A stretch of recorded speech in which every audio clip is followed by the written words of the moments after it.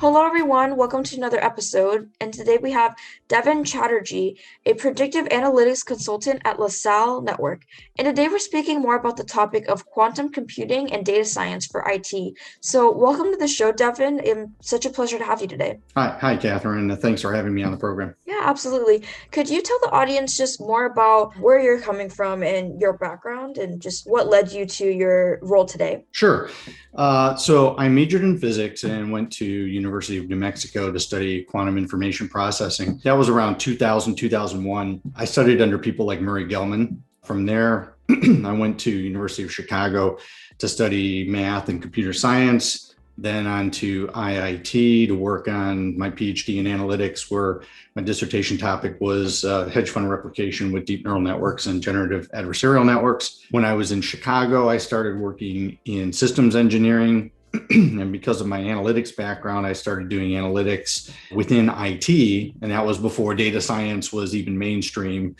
So my last position was as a senior data scientist in a cybersecurity group. Now I'm consulting, helping a company on their digital transformation journey to improve their quality and governance and expand their analytics capabilities. In addition, I've taught business analytics and data science at IIT in Northeastern Illinois University, and I'm currently a course developer and adjunct professor in business analytics at Indiana Tech. Yeah, that's awesome. So you're clearly doing a lot of different things in the data field right now. Um, Right. yeah.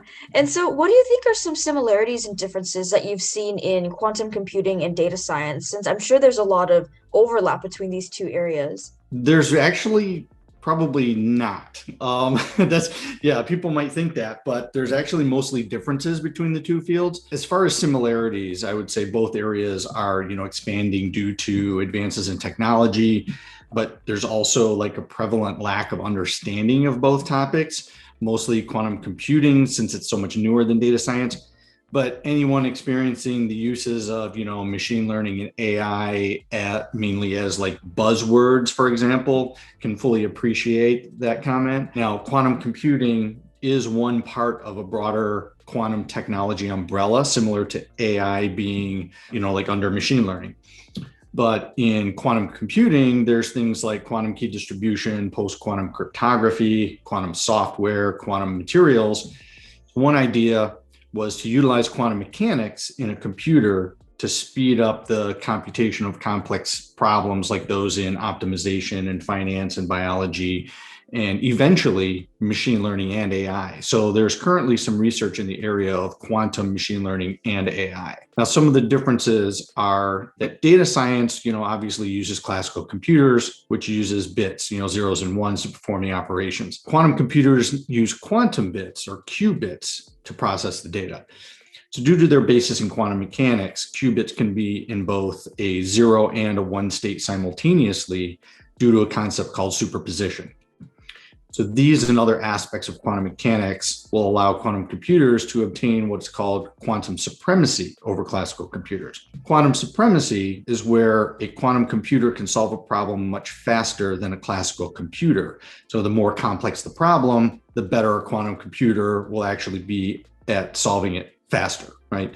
Google has actually claimed to achieve quantum supremacy back in 2019. I think it was around October, November of 2019. Now, before that, the progression of quantum computing had been essentially linear, but now it's exponential. So there's new participants entering that field every year, whether it's startups, R&D, or developing hardware. Some other differences between the two are in the knowledge required. So data science mainly requires, as like knowledge of statistics, econometrics, programming, visualization tools.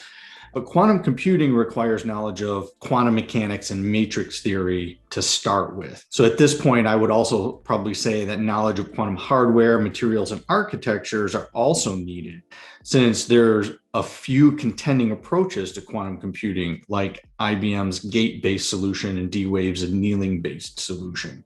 So really, data science is a way to use statistics, visualizations, and machine learning and AI algorithms to create solutions to problems and get more answers from the ever-increasing amounts of data that exist, whereas quantum computing is mainly a technology based on quantum mechanics that will help solve those problems significantly faster and push past the current computational limits when doing data science on those classical computers. It sounds like from just your explanation here, it sounds like they can come hand in hand with each other as well, and they can really complement each other also, even despite, their differences, right? Yes, absolutely. Quantum computing is mainly for, speeding up those types of problems, which machine learning and AI models and algorithms help solve, right, in a better way than some other things, like think deep neural networks, right?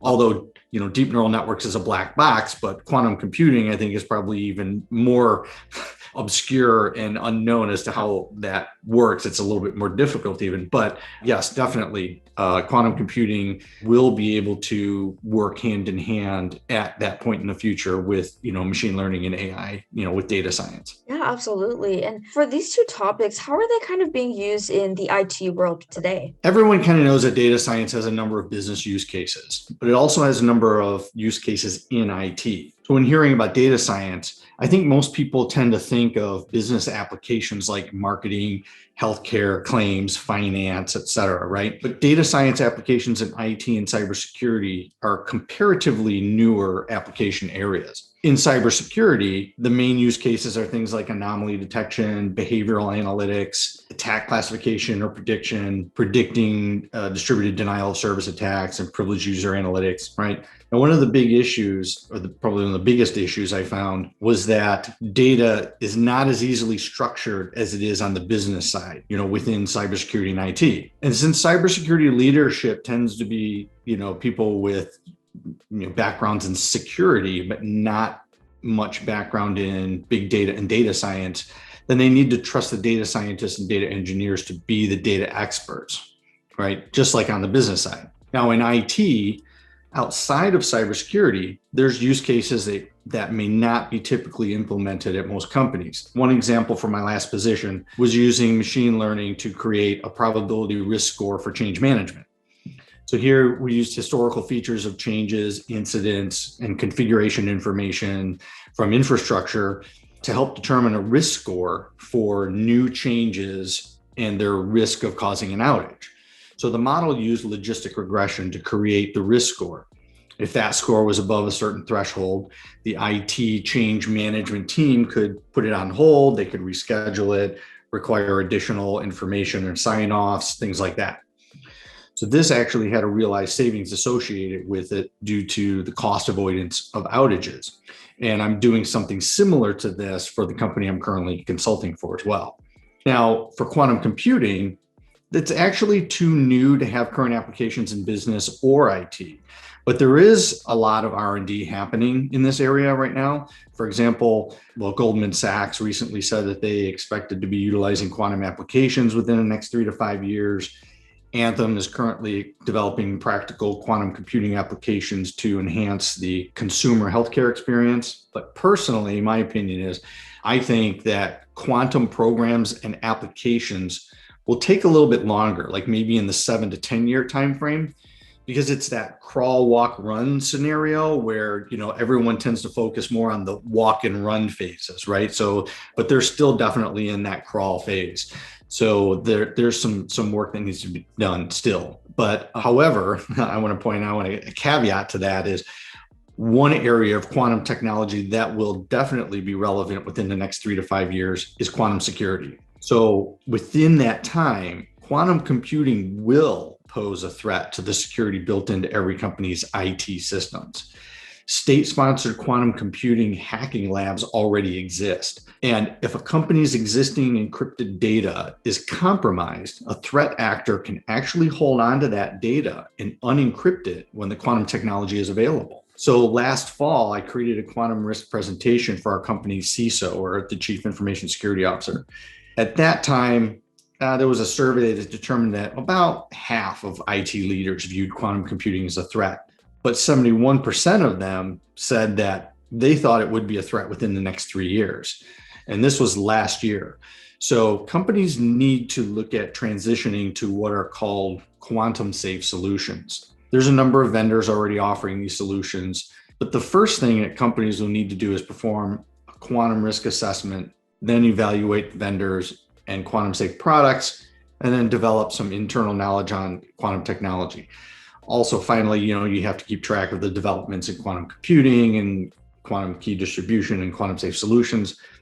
So that's mainly how quantum computing, I feel, would be utilized then within IT in the near future. Yeah, definitely. And I think that's such an interesting insight to kind of think about for the future as well, with everything really growing in this technology field right now. Is there any interesting projects that you'd like to talk about that you were able to utilize quantum computing? Yeah, well, so far, the only projects I've worked on have been part of, workshops, textbooks, or other online sources. I started getting back into quantum information processing a few years ago when I ran my first quantum program using QuizKit on IBM Q, which is IBM's quantum computer.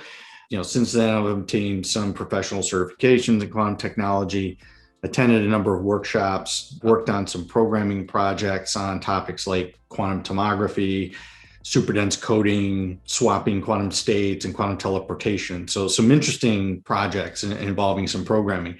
But in addition, I'm also connected to founder of a startup in Chicago called Chicago Quantum. So last year, they used D-Wave's quantum computers, which is a quantum annealing computer, to do portfolio optimization. And they published a paper on that last July. Since my dissertation is on hedge fund replication and I use a factor-based approach to creating the portfolios, I'm particularly interested in their work. So at some point, I would like to replicate what they did and possibly apply it to my research topic as well. But outside of those types of things, there's really not, it's not like in data science where you have, a bunch of stuff on Udemy or wherever, and you can, find a bunch of projects, on GitHub or whatever. So it's kind of limited as far as projects relating to quantum computing. Yeah, definitely. And I know that you had also mentioned that quantum computing is kind of a relatively newer field that's emerging right now. And what have been some resources that you've taken a look at just to help you with your journey with learning more about this specific niche? Sure. Well, I mean, we're talking about data science too, but those are obvious. There's lots of sources available for data science outside of the university courses. Like I mentioned, Udemy, Coursera, Udacity, even Facebook groups, right? And I've utilized all of those at some point. So it really depends on, for data science, it really depends on, where you are in your data science journey as to what resources you need. For quantum computing, there's not as much available. So aside from university courses in things like quantum mechanics and quantum information processing, there's not a lot of institutions offering programs, for example, in quantum computing yet. So it's kind of like where data science was about 10 years ago or 12 years ago, something like that. There's a number of seminars, conferences, and workshops out there. You just have to look a little harder to find them. But if someone's interested in learning more about quantum computing or quantum technology in general, like I would suggest starting there and expanding your resources and connections from there. And that's essentially how I approached it. Yeah, no, I think that's great. And I wanted to say thank you so much, Devin, for joining us today on the show. We, the Data Standard, are trying to build a community where everyone can just network and collaborate with each other. So, what is something that you're kind of looking for out of the community here? A couple of things. I think first, I would certainly be interested in networking, collaborating, sharing ideas with anybody who's interested in these topics. Second, I've worked on quantum technology risk evaluations and roadmaps in cybersecurity. So if anyone is interested in learning more about that or doing that within their company, feel free to contact me for that as well. Yeah, perfect. And where can everyone find you online just to connect with you? Well, probably the best place would be LinkedIn. For anyone interested, you can reach out to me on LinkedIn, and I monitor that, regularly. So perfect. And to our audience, for more information on the Data Standard, you can find us at www.datastandard.io, as well as on our LinkedIn and YouTube channel. Thank you so much, Devin, for joining us. It was so great to have you on the show to talk more about quantum computing and data science together. hey, thanks for having me on the show.